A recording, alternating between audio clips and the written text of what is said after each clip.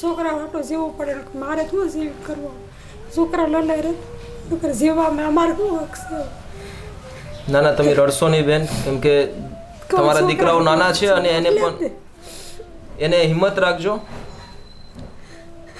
છોકરા હાટો જીવવું પડે, એડે હજી કાંઈ થોડું જોયું છે? ના ના સાચી દુઃખ સિવાય કાંઈ નથી જોયું. છોકરા મારા એટલા સમજેલા છે.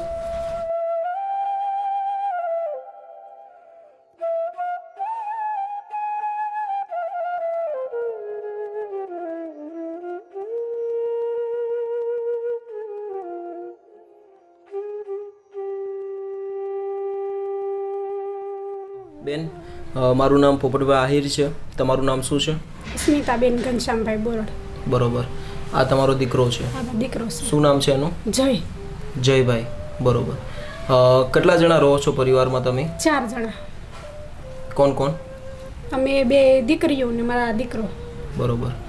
અને તમે તો બધી જો કે વાતચીત બધી મને તો કરી જ છે, પણ આજે તમારી સાથે જે વસ્તુ થઈ છે, તમે જે વસ્તુ ગુમાવી છે, તો એની વિશે થોડીક વાતચીત કરો કે તમે હાલના સમયને કેવી રીતે પસાર કરો છો.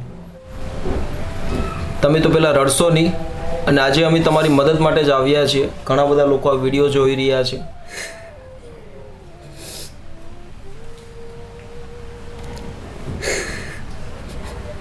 મારા ભાઈ સાથે શું થયું હતું? એને કોરોના થયો હતો. ઓપરેશન કરાવવા એમાં 8 લાખનો ખર્ચો કર્યો હતો. બરોબર. પછી ડાઇનિંગ હોલ આવતા ને, હું ત્યાં રાંધવા જતી. પાછી ઘરે પહેલાં હું ટિફિન બનાવતી 100 જણાના. 100 જણાની રસોઈ બનાવતા? એકલી જ બનાવતી હું. ટિફિન એકલી બનાવીને એને પપ્પા દઈ આવતા બધા ટિફિન કારખાને. બરોબર. પછી હું છોકરાને ભણવાનું છું ને, તો હું હવે કીધું ત્યાં હોટલ કરીએ ને, ગાયત્રી હોટલ હતી આરાધના ડાઇનિંગ હોલ તો મારે. બરોબર. પછી ત્યાં આમ બનાવતા ટિફિન હું ત્યાં જાતી બનાવવા. પછી કાંઈ ઘરે કામ કરીને ત્યાં વહી જાય. પાછી ત્યાં કોરોના આવ્યો ને, લોકડાઉનમાં તીકોડે બંધ કરી દીધા મેં હોટલ. પછી એનો કાંઈ ધંધો ન કરતા. ઘરે હું આ મશીન પાછું લીધું અને આવડું આ મશીન હકવતી પાછું. ટોન ચોટાડવાનું? હા, ટોન ચોટાડવાનું. બરોબર. પછી પાછી એમાં મંદી આવીને તે પાછું એ વેચી નાખ્યું. પછી તો ઘરે જતા બધા, એમ ક્યાંય જવાનું ન હોય એને. ઘરે એમનો મતા ને તો આવડા મશીન એક ભાઈ આપ્યું હતું ને, તે એમનું બનાવ્યા કર્યા ટોનનું. બરોબર. ત્યાં પાછું હમણાં એના કોરોના આવ્યો. આજે 20 તારીખ છે ને, 4થા મહિનાની 20 તારીખે રિપોર્ટ કરાવ્યો હતો.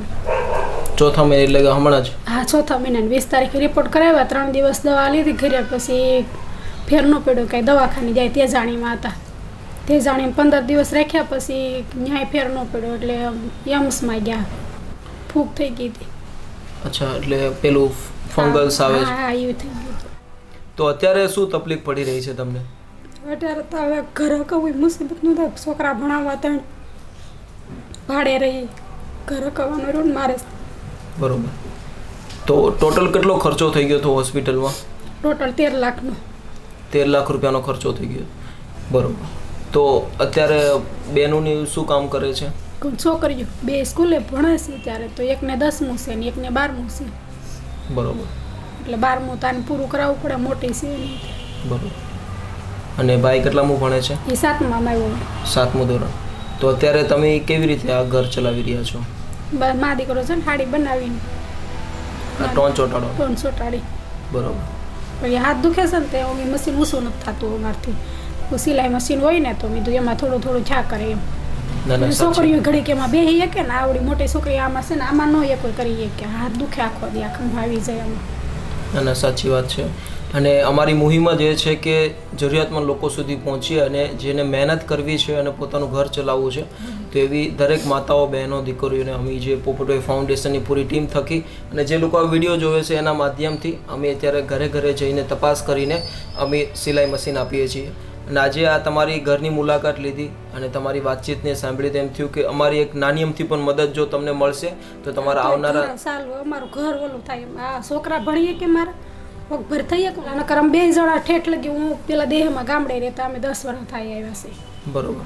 પછી એમ 2 મહેનત તો પહેલેથી 2 કરીએ. પેલા ચાની હોટલ કરી હતી તો હું ઘરે માવાનું પાર્સલ બનાવી દેતી 500 કાંઈ તે સારાની હોટલ લાગતા. પછી એમાંથી હોટલ હરખીનું હાલતું.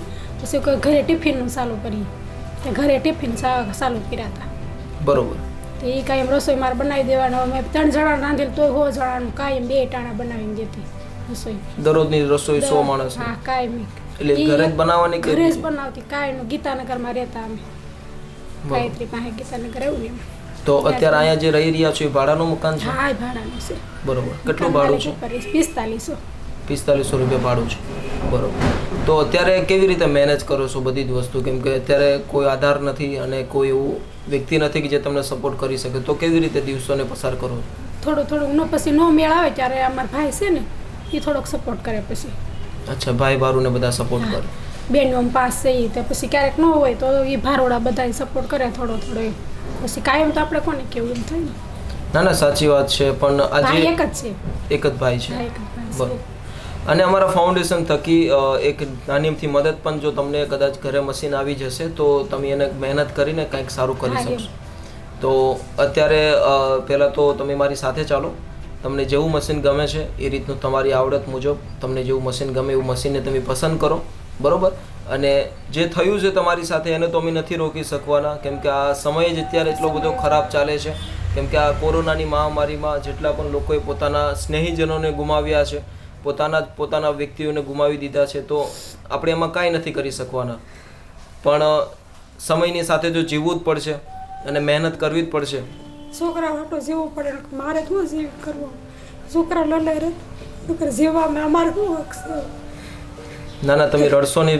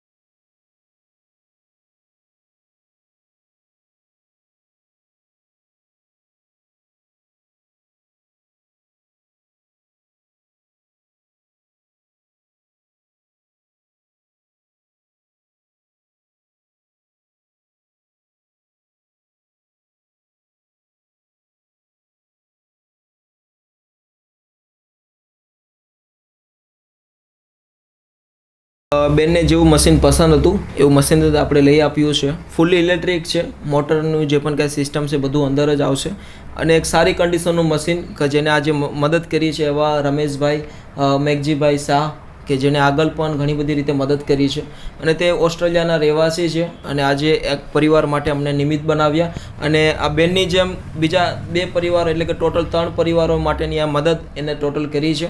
તો પહેલાં તો થેન્ક યુ રમેશભાઈ કે તમે આજે અમને આ કાર્ય માટે તમે એટલો સપોર્ટ કર્યો. તો બેન જે જોતું હતું ને એ મશીન જ આવી ગયું, એ મશીન જ લેવાની ગણતરી હતી. બરોબર. પણ હવે પરિસ્થિતિ એવી નહોતી એટલે મશીન કાંઈ લઈએ કેમ નહોતા. બરોબર. ચાલો કાંઈ વાંધો નહીં, હવે મશીન આવી જશે હમણાં 4 વાગે ઘરે, બરોબર, અને પછી કામની શરૂઆત કરો, બરોબર. તો પહેલાં મતલબમાં તમે જે વાત કરી હતી કે તમે 100 લોકોની રસોઈ જાતે જ બનાવતા હતા. રાતે 12 વાગ્યા લગી બધું સાંજની તો સવારની તૈયારી કરી દઈએ એમ બધી કમ્પ્લીટ કરીને 12 વાગ્યા લગી જાગીએ બધું થઈ જાય. પછી પાછા 3 વાગે ઉઠી જઈએ.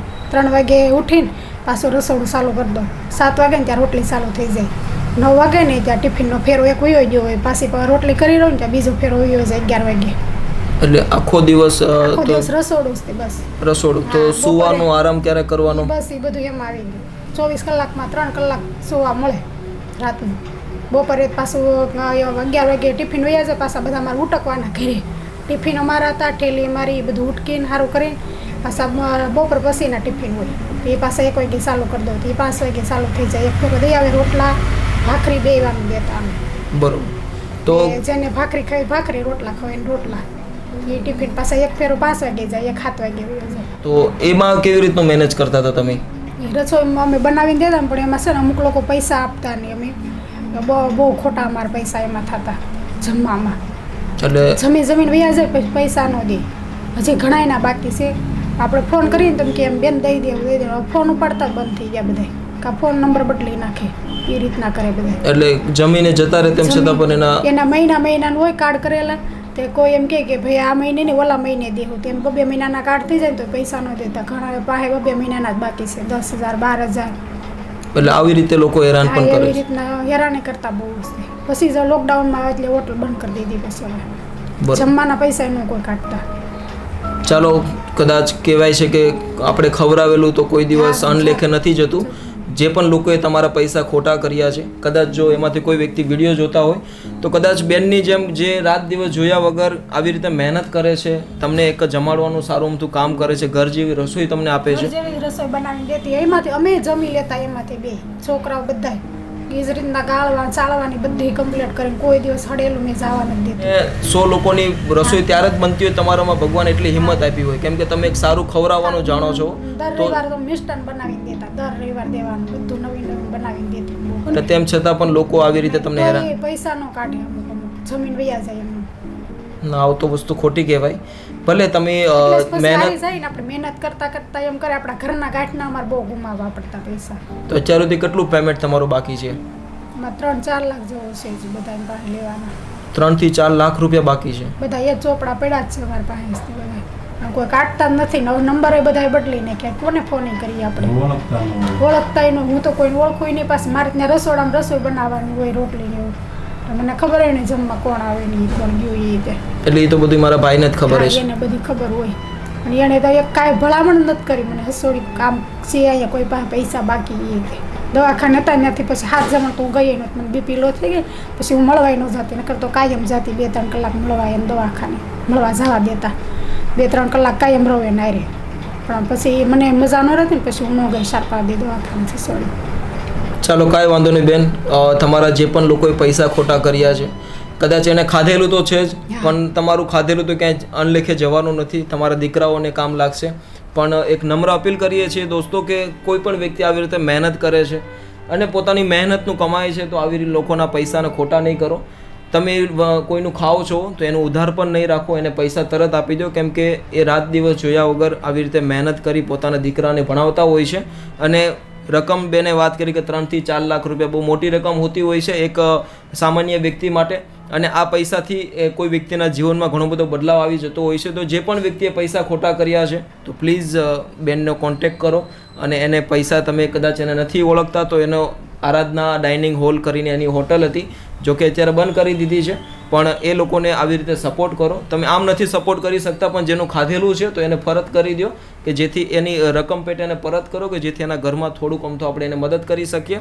અને બેન, જે પણ કંઈ તમારી વાતચીત છે, ભગવાન કરે કે તમને હજી વધારે જાજુ આપશે. અને જે પણ લોકોએ આવી રીતનું ખોટું કર્યું છે તો એ તો કશે જવાનું નથી, કશેના કોઈના માધ્યમથી તમને અમે એમ કીધું ભાઈ જમવામાં છે, જમવાના કોઈ પૈસા નો બાકી મૂકે, પણ એમથી જમવાના પૈસા નથી થતા. આદમી જેવા આદમીને પૈસા ખોટા કરે આપણને, એટલે આપણને બહુ લાગે એમ, કેટલું દુઃખ થાય એમ કે આદમીને જેવા આદમીને પૈસા એક જમવાના નો કાઢે કે બીજું શું કરીએ, કે બાઈઓની મહેનત આમ ન જોઈએ એમ. ના સાચી વાત છે.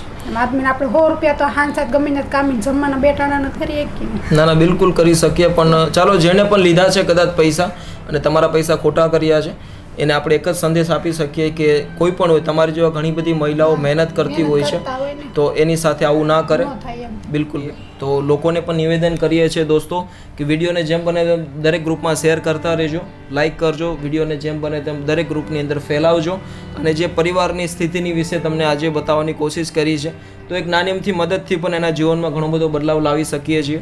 બેને વાત કરી કે રાત દિવસ જોયા વગર તે મહેનત કરે છે, છોકરાઓને પણ મોટા કરે છે, ભણાવે છે, ગણાવે છે, પણ એક શું કહેવાય છે કે આ મહામારીના લીધે ઘણી બધી જગ્યાએ પ્રોબ્લેમ્સો થઈ ચૂક્યા છે, ઘણા બધા લોકો પોતાના સ્નેહીજનોને ગુમાવી ચૂક્યા છે, પણ એક નાની અમથી મદદથી પણ આપણે એના ઘરમાં ફરીથી એક રોનક લાવી શકીએ છીએ. બસ આવી જ રીતે એક અમારી આ મુહિમની અંદર તમે સહકારરૂપ બનો. અને વિડીયો જો પસંદ આવે તો પ્લીઝ એને શેર કરજો, લાઇક કરજો. અને ફરીથી આવતીકાલે સાંજે 5:30 વાગે મળીશું. ત્યાં સુધી તમારું બધાનું ધ્યાન રાખજો. આવી જ રીતે પ્રેમ સપોર્ટ આપતા રહેજો. અને એક નવા વ્યક્તિ સાથે, નવા પરિવાર સાથે આવતીકાલે સાંજે મળીએ. ત્યાં સુધી તમારું બધાનું ધ્યાન રાખજો. તો ચાલો બેન, હવે રજા લઈએ છીએ, બરોબર? મશીન હમણાં 4 વાગ્યા સુધીમાં આવી જશે, તો જેવું આવી જાય તો તરત તમને ફોન કરી દેજો, ઓકે? અને જ્યાં અમારી જરૂર પડે ત્યાં અમને કહેજો, અમે તમને મદદ કરતા રહીશું.